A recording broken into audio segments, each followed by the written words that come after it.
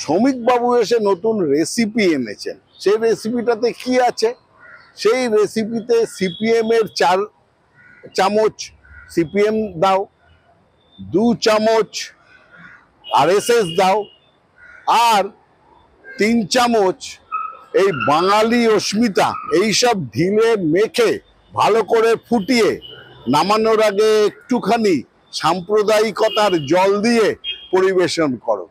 আর বাঙালিদের কথা ছেড়ে দিন, আমাদের পুরো পশ্চিমবঙ্গের জনগণের কথাও ছেড়ে দিন, বিজেপির যারা সক্রিয় সদস্য তারাও কি বুঝতে পারছে কোন রাস্তায় যেতে হবে? তারাও কনফিউজড। সুতরাং এই কনফিউশন বিজেপির কাটতে কাটতে 2026-এর রেজাল্ট বেরিয়ে যাবে। ততদিনে দেখবেন আর বিজেপির হয়ে পতাকা ধরারও লোক খুঁজে পাবে না এরা।